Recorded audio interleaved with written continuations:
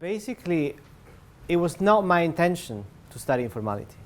I was studying identity. I was very happy with identity. I was just going around in Odessa. And then one day or 2 days, first I got a special issue.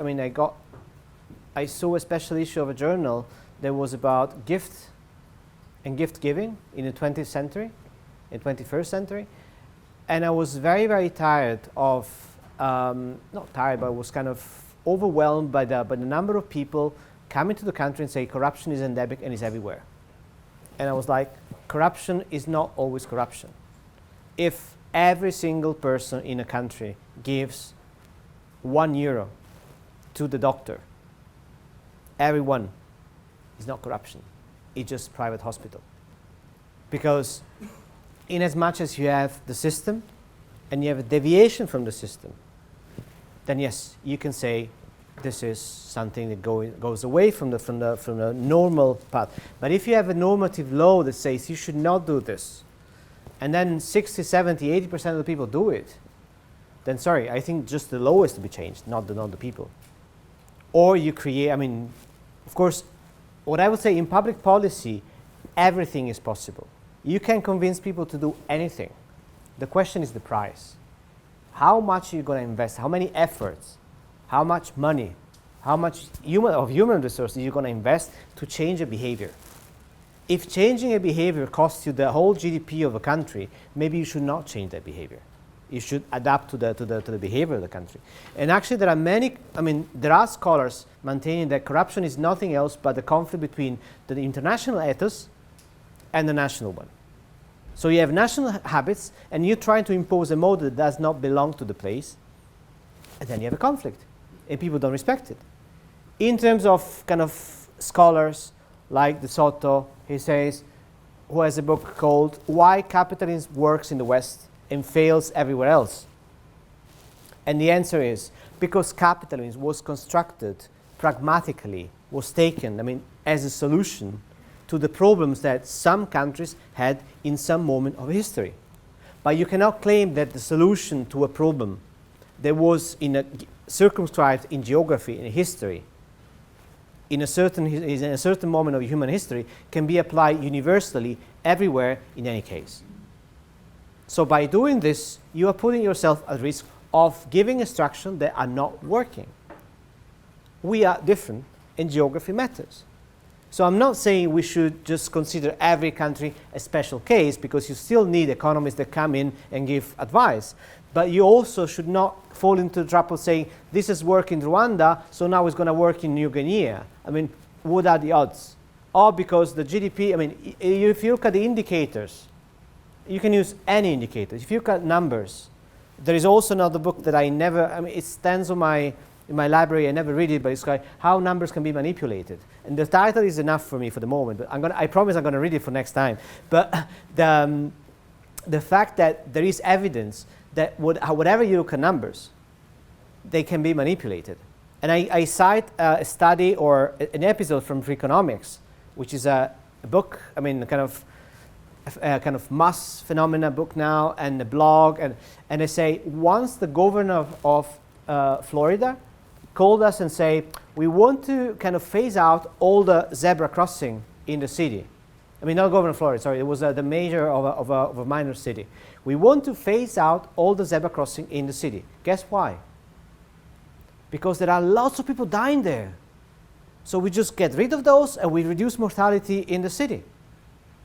And the economists there say, well, people die there because people cross there. People die because they are there. People die in hospitals, but not because hospitals are bad, just because a higher concentration of people who is likely to die enters a hospital. So, of course, accidents happen on zebra crossing because people cross on zebra crossing.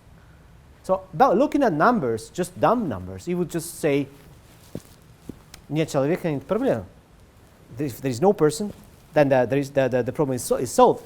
But this is the way we sometimes deal with numbers. I don't want to deal with numbers that way. So getting back to the story of Ukraine being endemically corrupted and being impossible to work there, I was like, okay, but can we just try to make a taxonomy of operation of transactions in which, yes, of course, there are some bribes, there is some corruption, but there are also things that have nothing to say. And this was one thing.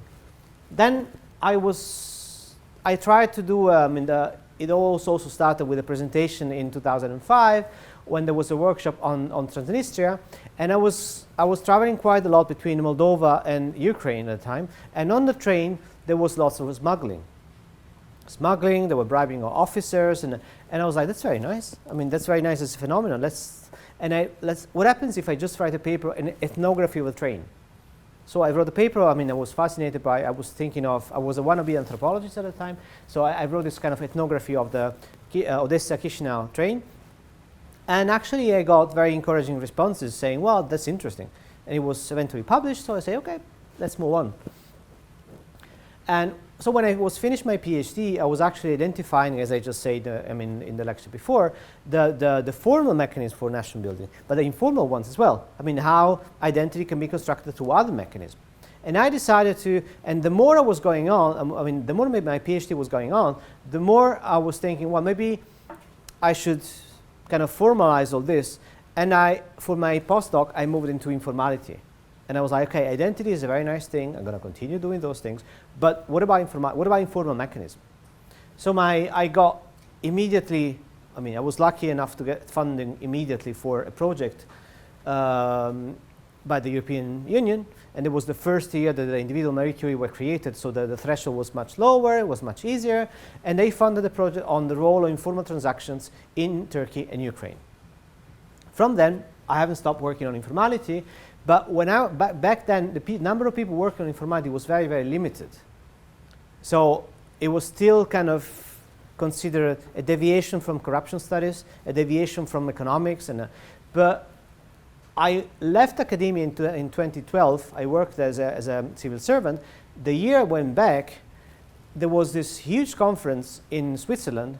The budget was 200,000 Swiss francs, nearly 200,000 euro.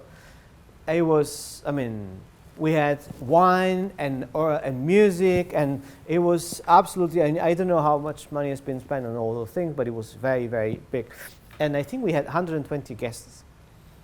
And I was surprised. I was like, no one is studying informality. How could so many people appear? Of course, people appear when when there is money. So, and you can just, but apart from this, okay, even assuming that 30% they just made up their informality connection, but still, how many of those people? 120, and the conference was only on informality in the Balkans and Eastern Europe, Central Asia, and the Caucasus. So you had to assume there were, and to have 120 people, and even more that applied, working on informality. And this is when I kind of understood that informality was growing big. Now, what I mean with informality is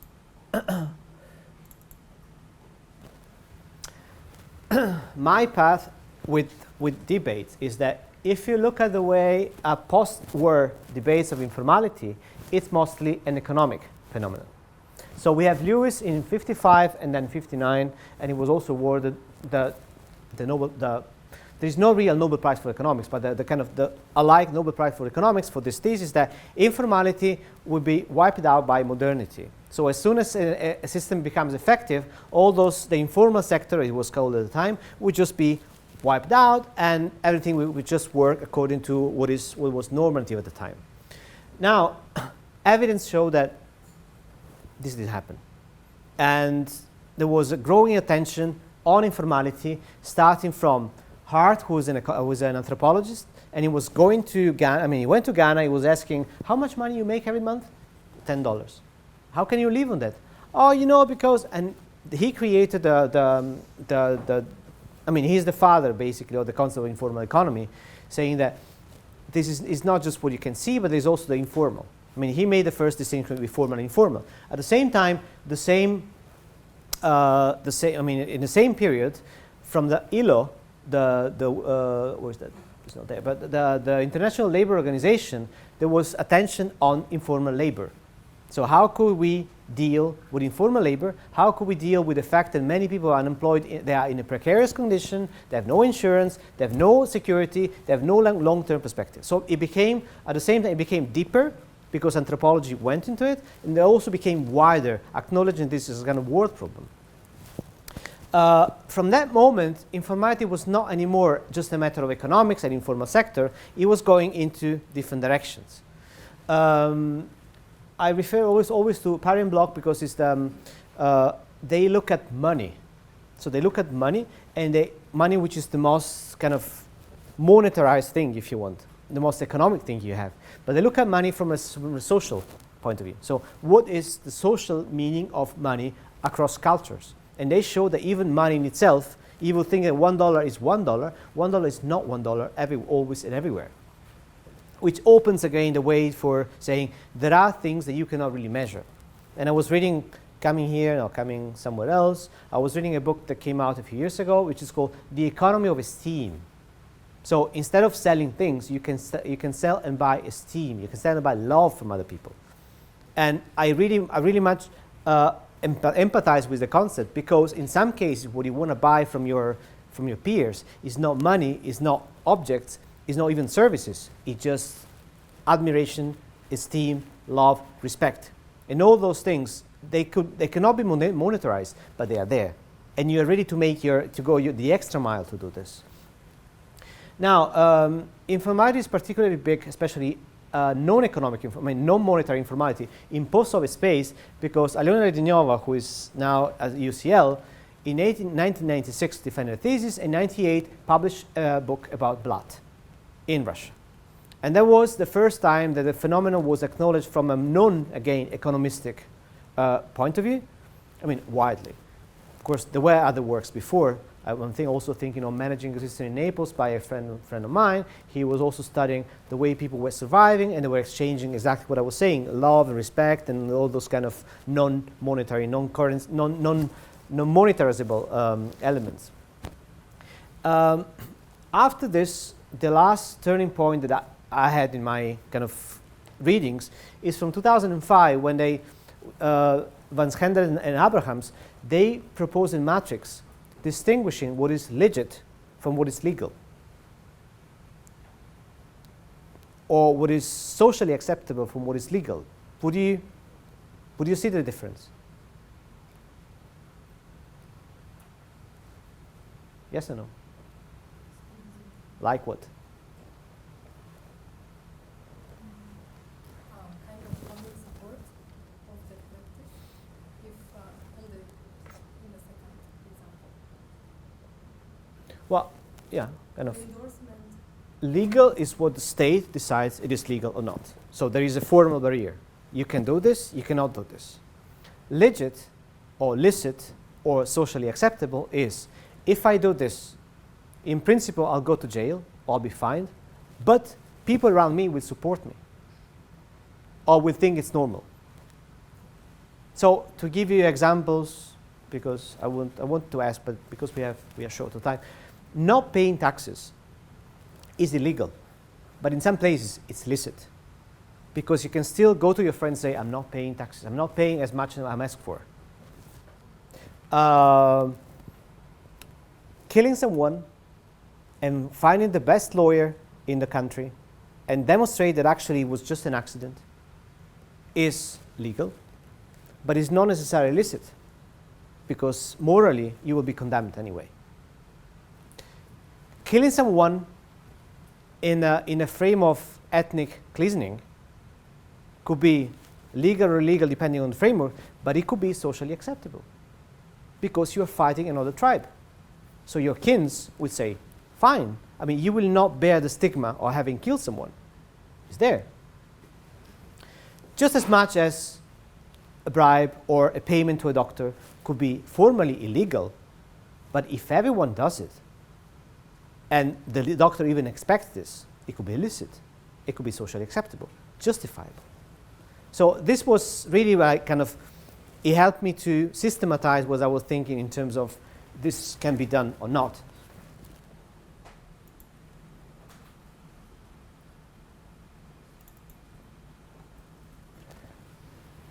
What I have to say is that there are lots of ways to define informality.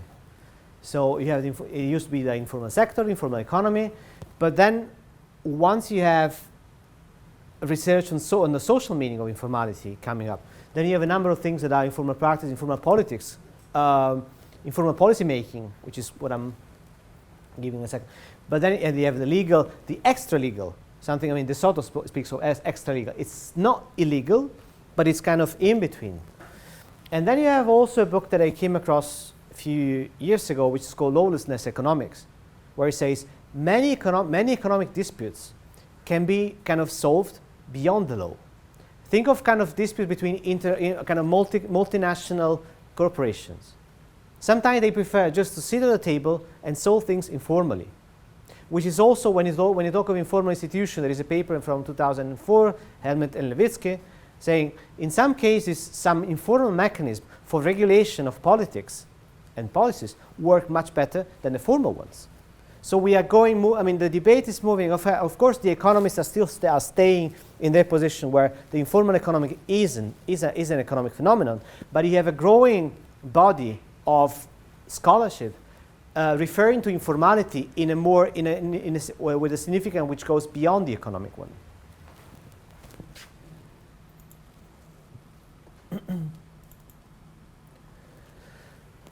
Which is why I moved from as I was saying, from bribe versus gift into the debate about public, the public sector. So you have a public sector, and I would be claiming that if somebody as a public worker, as a civil servant, is underpaid, this person is not necessarily performing in the frame of a state, because I gave my labor in exchange for something that allows me to survive. If I cannot survive this way, I have to survive in other ways. So I'm not saying this is morally, I'm not trying to find a moral justification of actions. What I'm saying is that within a system which can be merely economic, I want to survive, there are things, and this is also taken into account by new institutional economics to some extent, that are not measurable, that you cannot see, that are even invisible. That's what I call the research of invisible, but that should be taken into account, or could be taken into account, to explain certain relationships. Which brings me to the, policy making is the one I'll leave for the end. So what I say, how I define informality. First of all, I see that there is informality that could be considered as positive and negative. Positive is something that allows a system to survive at some point, allows a system to function. In development or public policy, there is no possibility to test the measures that you are adopting beforehand. You kind of adopt them, you implement them, and then you see the results. Now, if something is not working, there might be an adjustment mechanism that comes from the people that are just rejecting that very mechanism. And I always cite the case of Iranian traffic policemen. Was many years ago now, but they introduced the female traffic policeman just to say we are modern, so we give women the same opportunities as men. So we have the male traffic policeman and the female traffic policeman. What would happen is that drivers would not stop, because in a wave of kind of, well, not misogynist, but in a way of masculine, they would say, I will not let the woman tell me if I have to stop or not. And then if this is done by one person, that's an exception. But when this happens massively, what are you going to do? Are you going to jail everyone? Are you going to chase everyone and fine everyone? If you don't have the resources to do this. The simple thing was, in that case, they phased out female traffic policemen. So I'm not saying this is how things should be done. I'm just saying economically, it was easier to deal this way. Just as much, think of a place where you want to increase the number of people paying the tickets in public transport. If you want to increase from 10% to 50%, that's relatively easy. Because if no one pays for public transport, you send just 50 inspectors around the city for the day, and you will find so many people, there's a number of people will be scared and will start buying tickets. From 50 to 70% might be easier, but over 70%, the probability to be caught, are very low. So how many inspectors you have to send around the city to make sure that you to ensure compliance, to ensure that compliance go from 70 to 80, from 80 to 90, from 90 to 100, then it's not a matter of control, it's a matter of culture. It's a matter of educating people. I mean, creating a culture where you have to buy the thing, it's much cheaper than just sending, because how many, just calculate in a city where how many drives you have every day, how much this is cost. So informality is also, and this is a criticism that I was getting very often, is multi-layered. So it's not that, I usually say, informality is in the frame of an overarching entity, so it's the citizen and the state. And they were like, yeah, what about the church? What about middle actors? So you have informality even within the state is made by many, many actors, and when you talk even on non-state actors, even within those non-state actors, you have informality between them. You have informal decision mechanism for decision. So it is also legitimate to say that informality is not about the existence of formal rules, but it's about expectations, because not everything is regulated. But informality is the way things usually go, and from a state point of view, they are regulated, they are written. But in many other institutions, if you have your students' association, not everything is written. But there is a formal procedure for things. There is a way we used to do things this way. And then informality is a kind of subversion to the system that could go as far as changing the system. Just to give you an example.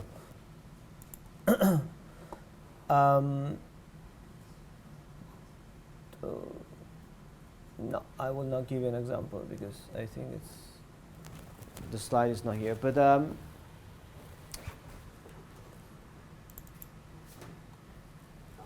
yeah, those are two figures they usually use for informality. So if you imagine a system, that could be a state, there could be an association, there could be a company, because also within the company you have formal rules and you have informal rules. Think of promotion rules within a company. To be promoted, you need to perform that much, that much, that much. At the same time, you also need to do a number of things that are, be collegial, be liked by your line manager.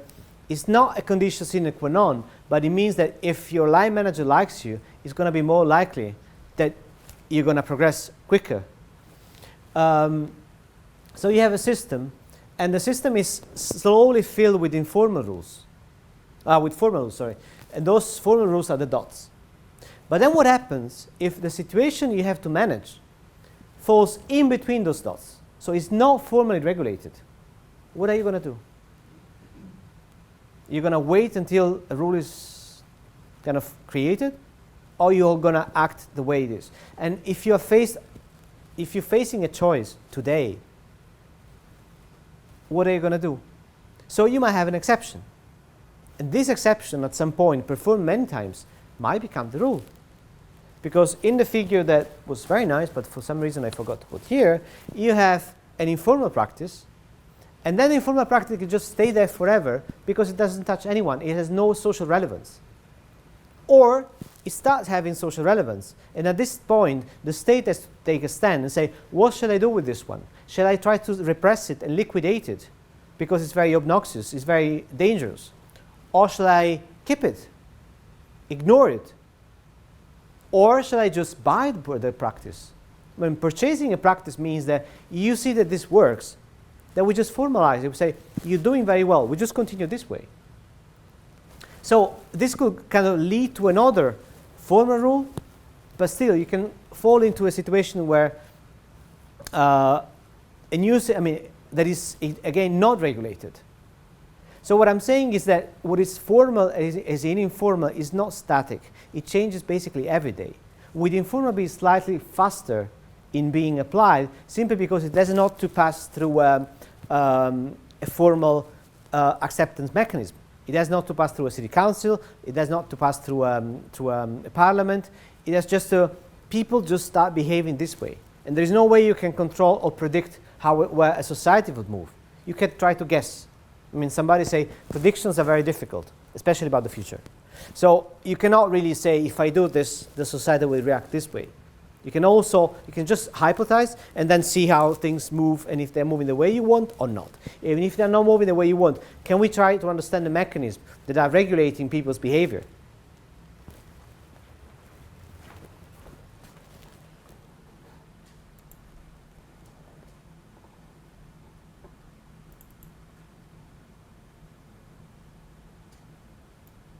So just to give you a couple of practical examples of our research, and coming back to the region, because I realize now that I haven't spoken about any either Central Asia or any other concrete case. What I see is that the state, or whatever entity is regulating a certain the relationship between its members or citizens, has certain competences nominally. So they say symbolically we're doing this, this, this, this. As long as they are doing those things, people are not allowed to replace the state because this is state competence. But what happens if the state underperforms? So they do not deliver what they're doing. Examples. I mean, I have a paper on this. I mean, this graph is taken from a paper on welfare and informal welfare, where I explain that you have this Uzbek man who's like 25, is going to get married, and he's going to get married to someone he doesn't even know. You say, why? Well, my parents choose it. And you will say, oh my God, that sounds like Middle Ages. And it's like, no. I mean, I see this is the kind of, it's a pension system. It's an informal pension system. Because at that time, the peak of influence in Uzbekistan will be reached when you are 50. So when you are 50, you are kind of at the apogee of your power, and you can choose a wife to your child who is from a good family. And what this means for you, it means that if your child is successful, or they can manage to get a wife with a powerful family, your pension is looked after.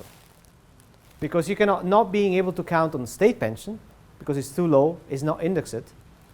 What you do is you have to count on the payments you receive from the future generation, which is not very far from what is happening in China. In China, as soon as you help your parents. And why? Because the help from the state is not sufficient to kind of guarantee a certain level of welfare. At the same time, because the whole system is based on those things, it's kind of institutionalized. This is informal, but at the same time, in terms of expectation, this is the way it works. The other way around, you have the case of Italy.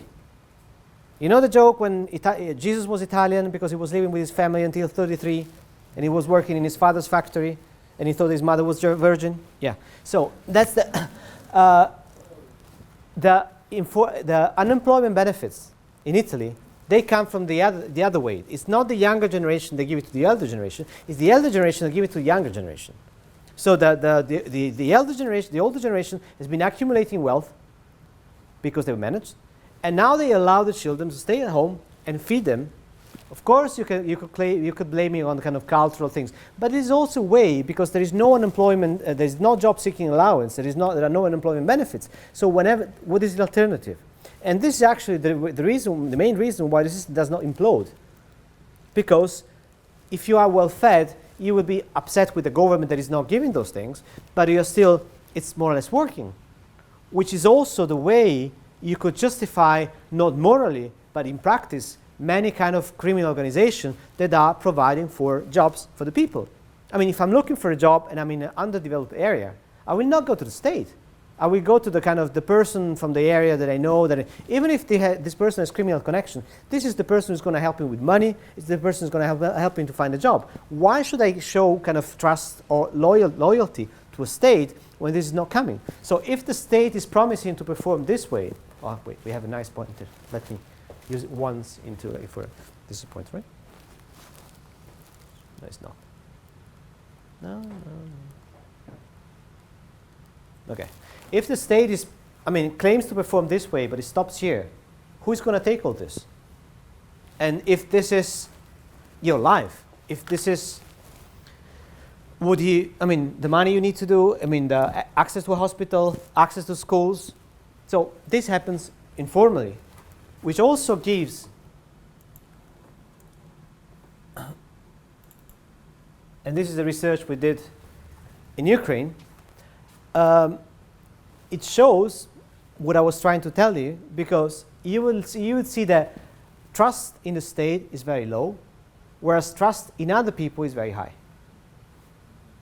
So we don't feel that the state protects us, but here 80% says, yes, but we have to help other people. which is what happens in practice. So whenever you, and this is not the only research. I mean, I have a friend who did something in schools, in trust networks, in between teachers. Using other teachers' network or using other people, exchanging favors with other people, a thing that will allow you to access a number of services that you will not be able to access through state channels. So in many, which brings me to the conclusion, because I want to finish to leave open the question, is that I classify, I say the informality as 4 flavors. You have the informal governance, which is what Aliona has been studying in many respects. And it's like, once you have top politicians, how they kind of, she studied mostly Russia. So once you have those things, how they use informal power to, informal mechanism to reach power, seize power, and stay there. And how they create an alternative political system that is highly reliable on the personality and on the networks of that very person. So that's what is called political informality, even if there is also another definition of political informality, which is informality within international organizations. Then you have the classic flavor, which is shadow economy and informal labor, which is what the ILO has been studying, which is what the economists are studying. Like, okay, we have tax morale, underpaid, fiscal fraud, underdeclared revenues, people working with no contract, people working with no stability, with no formal framework, with no social insurance, no medical insurance, and this is another one. Then you have the one mostly taken from political science and developing organization, which is informal payments and corruption. The side of informality, which is the illegal one, the illegal economy, the criminal economy. But then I'm adding also policy making, because I claim that informality could be used also as a feedback mechanism. If you see that something is not working, you could also measure it by the way people are reacting to certain measures. And those measures, if everyone is nominally taking them, if everyone is nominally accepting them, but in practice a very high number, a very substantial amount of people are not complying with, then this could be taken also as a feedback mechanism to understand what is not working in public policy. Because in places where public policy, in places where there is a dialogue between citizens and the state, so democracies that are more or less working, you could have contention politics with people going out to the street. You could have referendums. But in places where there is such a channel is not really properly working, you could measure satisfaction and compliance and commitment to those values by the way the people react economically. And economically, I don't intend monetarily.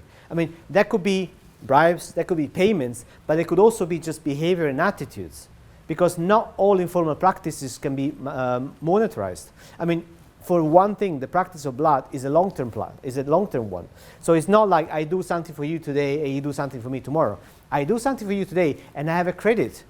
I earn respect, I earn reputation, and also I have a credit with you that one day might be repaid, might also never be repaid. Or maybe you are going to send me a friend there.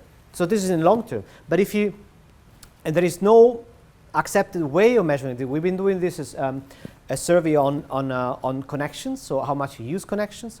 And we've been doing now survey in terms of for managers to understand how the business environment is relies on formal or informal mechanisms, and to what extent managers do it. Even in the West, most mechanisms when you go into business are informal. Most practices are informal.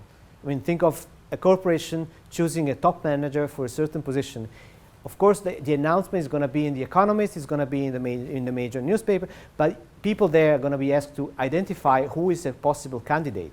Because for a top position, you don't need the best CV. You just need a person who gets the job done. So you have the formal criteria, okay, many years of experience and so on, but at the same time, you have the informal ones like, who is the right person? No experience, you think is the right one, we take him. I stop here. Does that hold for academic hiring as well? Huh? Does that hold for academic hiring as well? Yeah, to a certain extent. In some places, In some places, mechanisms are so formalized that you need still to have publications, PhD, and so on. In some others, you don't. So in places like Britain, there is a certain system, and you cannot trick the system too much, because you still gonna have those things. But in other places, you can just say, oh, it's the right person. So you have to see. But anyway, informality also in this kind of recruitment counts. Thank you.